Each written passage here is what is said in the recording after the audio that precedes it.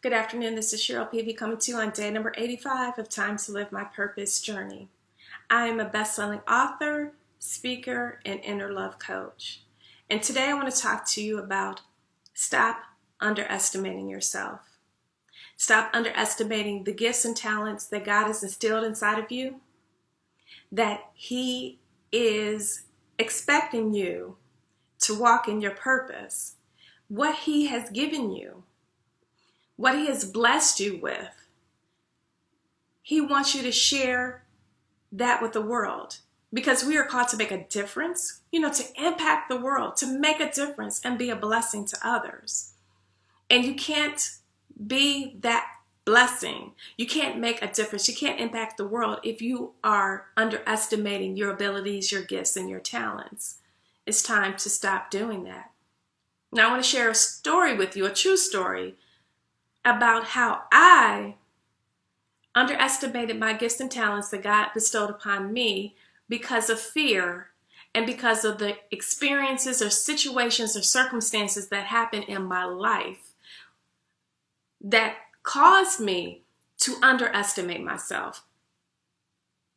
Now, I don't have a problem coming on and talking to people and sharing with people my darkest moments of my life or some things about me that I've been through. I don't have a problem with that. It's just me being who I am, authentically me now. And the things that have happened in my past is just the past. It does not determine the person I am today. It just, all of the things that I've been through has put me in a refining process to the woman I am today. If it wasn't for all the things that I went through in my life, all those darkest moments, I wouldn't be here today in front of you, pouring into you what was poured into me.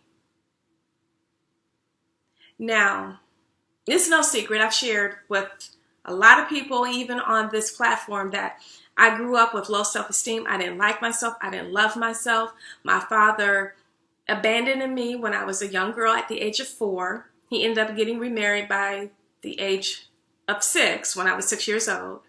And at that time, I didn't hardly see him. And then I can't remember the exact age, but it was a point that I didn't get to see him for many, many years because he put me on the back burner.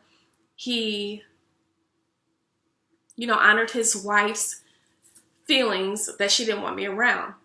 So can you imagine growing up, your father, even when your parents separated, your father was still there. He was still getting you every weekend because he would come get me every weekend. And I was just like so excited. And I have these memories of like when I lost my tooth and he was the tooth fairy and he put the money wrapped in a tissue and put it under my pillow. When I woke up the next morning, voila, there was money. Or I remember him cooking breakfast and dinner for me. I have those memories still etched in my mind of a time that I felt loved by my father. And those are the only memories that I have. So I grew up with low self-esteem. I grew up not liking myself. I grew up not loving myself. I grew up being a people pleaser. I looked and searched for love and to be liked in all the wrong places, in relationships and friendships. And guess what happened? I ended up getting hurt. I ended up getting hurt from many people, and I didn't know who I was. I wore this mask. I was like an actress in this role. I played a role of a people pleaser. I conformed myself or transformed myself. I became whatever anybody wanted me to be. If it was Tom, Dick, Harry, Susie, Kelly, Leslie, it didn't matter. I changed myself to their expectations of a friend, to their expectations of a girlfriend. And from that point, I conformed myself, did everything I could to make those people happy, thinking if I made them happy, thus I would be happy, thus I would be liked, thus I would be loved. And guess what? I was miserable because when you are a people pleaser, you're not who you truly are. You're not who God has called you to be.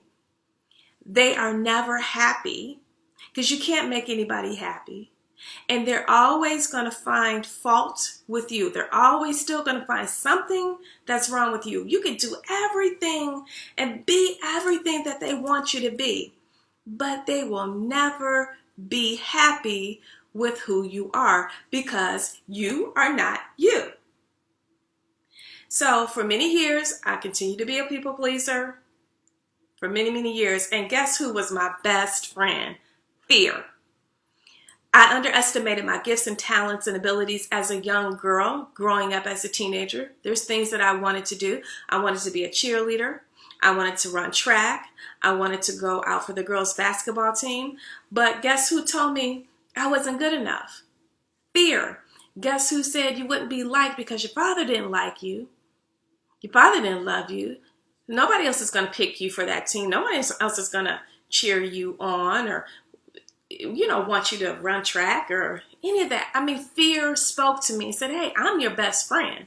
I got you. So fear and I were best friends for a long time, okay? Fear was my comfort zone, my blanket, my pacifier, my binky, whatever, little kids grow up and they have a fit and they always have to have this toy or have this every single place they go until they grow out of that stage. Well, fear was my best friend. And fear has held me back from living the life of my dreams, walking in my purpose, being happy, and trying out for things and doing things that I always wanted to do. So up until recently, fear has been by my side. And if it wasn't for Cece Clark, who challenged me to do a 90-day video journey, what I'm doing right now, I would still have a fear of doing videos. I don't have a fear of coming in front of you and talking and sharing things that are being poured into me so I can pour into you. That fear I've accomplished or conquered. Now, do I still have other fears? Yes. Now I'll give you an example. Last week I had a conversation with Asa Laveau, and I also posted that Asa Laveau double dog dared me to come on to do a video to say that I was going to sell 50 ebooks in the next 30 days of an ebook that I wrote called Take All the Time You Need, My Personal Story of Grief and the 5 Stages of Grief.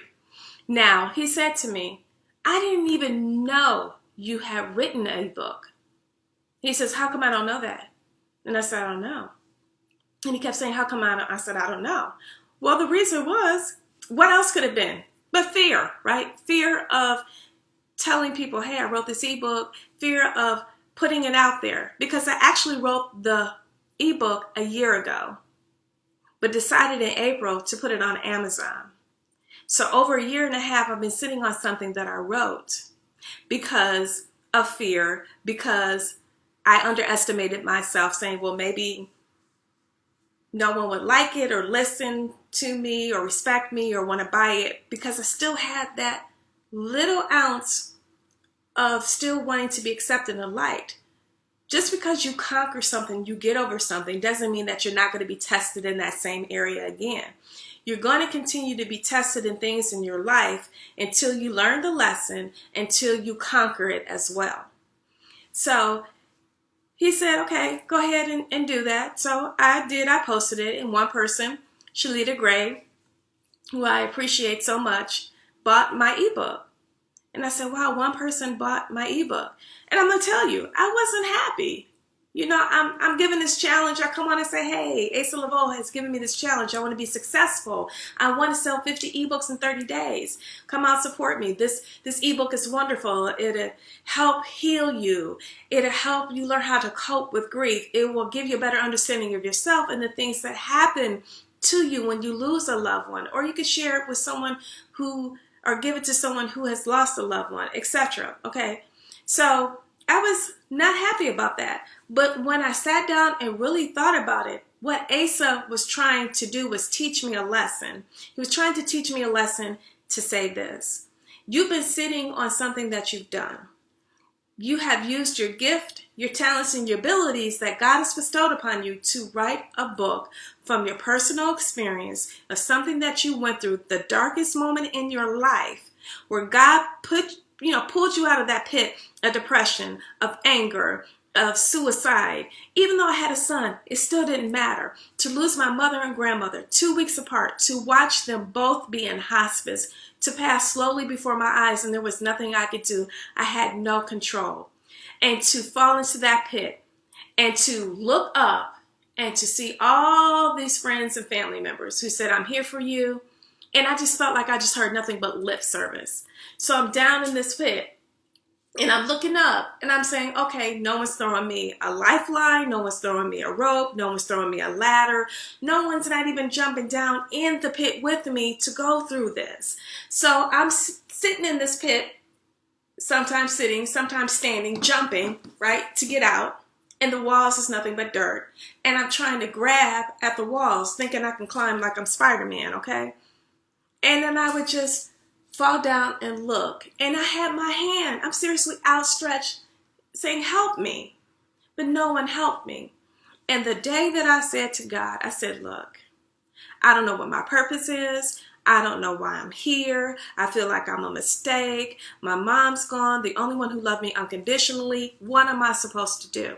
If you have a purpose for me, show it to me. If not, let me go. And I said, God, please help me, show me, do something. Immediately, I was taken out of that pit like, phew. And God directed me to Psalm 139, verse 13 through 16. I'm telling you, that is my best scripture ever, because that's the scripture that saved my life. That's the scripture where God said, this is who you are, Cheryl. This is who you are. This is who I say you are. You are fearfully and wonderfully made. I intricately wove you in your mother's womb. You're not a mistake. I took my time when I made you. You're unique. You are special. You have a purpose. And I'm going to show you what your purpose is. So let me lead, and will you follow? So I decided to follow God. Okay? And I'm going to tell you this. If it wasn't for the loss of my mother and grandmother 2 weeks apart, I would not have met April Franks Hunt. If it wasn't for the loss of my mother and grandmother 2 weeks apart, I wouldn't have been in Fabulous New Life, Volume Number 2 by April Franks Hunt that ended up being a bestseller. If it wasn't for the loss of my mother and grandmother 2 weeks apart, I wouldn't have done her Ignite program, April's Ignite program, and become a certified coaching specialist. If it wasn't for the loss of my mother and grandmother 2 weeks apart, I wouldn't have went on and did another book collaboration called 20 Beautiful Women that also became a bestseller by Saba Tekli. If it wasn't for the loss of my mother and grandmother 2 weeks apart, I wouldn't have went on and did another book collaboration called I Am Beautiful, The Evolution of Beauty. That is another best-selling book. If it wasn't for the loss of my mother and grandmother 2 weeks apart, I would not have written an ebook called Take All the Time You Need, My Personal Story of Grief and the 5 Stages of Grief. If it wasn't for the loss of my mother and grandmother 2 weeks apart, I would not have met Mia Redrick. If it wasn't for the loss of my mother and grandmother 2 weeks apart, I would not have met Cece Clark, who gave me this challenge to come on here and do 90 days of walking in my purpose and living the life of my dreams and conquering fear. If it wasn't for the loss of my mother and grandmother 2 weeks apart, I would not have posted 2 blogs or submitted 2 blogs to Huffington Post. Within the past 3 weeks, the first 2 blogs I've ever submitted to Huffington Post was published. If it wasn't for the loss of my mother and grandmother 2 weeks apart, I would not have met phenomenal people who have spoken, who have fed into my life to where I'm sitting right here, coming on every single day, pouring into you because I've been poured into. I stopped underestimating myself from the loss of my mother and grandmother 2 weeks apart. I stopped being a people pleaser. I started seeing the value in my worth of what God says I am and what God says who I am and whose I am. Do you get what I'm saying? 2 weeks of hell, of being thrown into a pit, of not having control of my life, from the darkest moment of my life ever. God took that pain. God took my thoughts. God transformed me. He renewed me. He said, you are no longer that person who walks in fear. You're not a woman who's a people pleaser anymore. You are God's woman. You're my daughter. You're my princess. You're my child. You're my chosen generation. You're my royal priesthood. Don't underestimate the talents and gifts that I've bestowed upon you, because I have something for you to do. I have a purpose for you. So now I get up every day and I'm excited about what God has called me to do. So if I'm sharing with you my story of fear was my best friend, and how fear kept me from underestimating who I was and my circumstances and my experiences of being abandoned, of losing my mother and grandmother. If it wasn't for that darkest time in my life, I wouldn't be where I am today. So I'm telling you, it's time for you to stop underestimating your talents, your gifts. Don't believe what people say you are. Believe what God says you are. Believe in you. Be authentically you. Show up. Because if you are called to save people, if you are called to make a difference in this world, I don't care if you're a teacher, an author, a speaker, a coach, a branding specialist, a business specialist. I don't care if you are in website design. It doesn't matter if you're a lawyer, a doctor, a nurse. It doesn't matter what God has called you to do. What those talents He has put inside you, every single gift. It is time for you to use that, especially now. I keep talking about how crazy this world is. I keep talking about that God is trying to wake those up that He has called to walk in your purpose. And I hear a lot of people talk about, I'm walking in my purpose. This is what I'm supposed to do. And I'm not saying it isn't what you're supposed to do. But I know from last night being on this phone call about fear, if you get up every day and you're excited about your purpose, then that means you're doing what you're called to do. But if you get up every day and you're not, and you're getting up every day and you're frustrated and you don't like your job, maybe that's not your purpose. I just want you to start to show up and be you. I want you to stop underestimating who you are, because this is the reason why I'm coming on. I may not be your target audience. I may not be for you, but I am for somebody. But I am going to always pour into others because people have poured into me. And I am the type of person, I'm a loving person, a giving person, a caring person.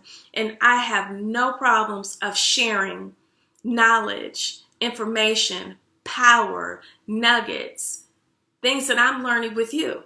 There's this whole world. Jesus came and gave His life for us. And He says He came that He might give us life and give us life more abundantly. The abundance is now.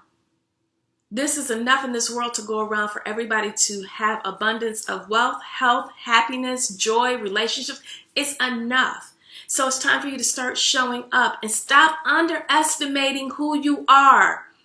Stop it. My story, I did, and I'm so glad I did, even though I didn't like the dark moments, even though I didn't like what happened to me. I can say thank you to God because He saved me. He showed me my purpose. And He's allowing those things that I've been through to be my testimony to help others. Now, there's more about me. There's more things that I've gone through in life that I haven't shared with you guys yet. And one day I know I will, because I will have the opportunity to speak upon different subjects that I've been through. But I just wanted to come on today and talk to you about stop underestimating yourself. And I'm going to leave you with a couple of quotes to inspire you and to start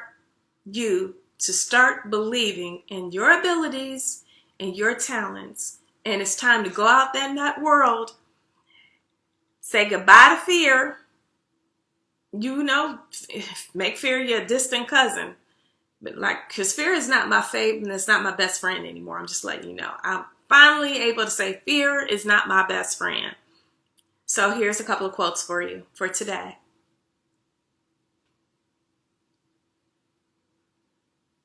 Don't underestimate yourself.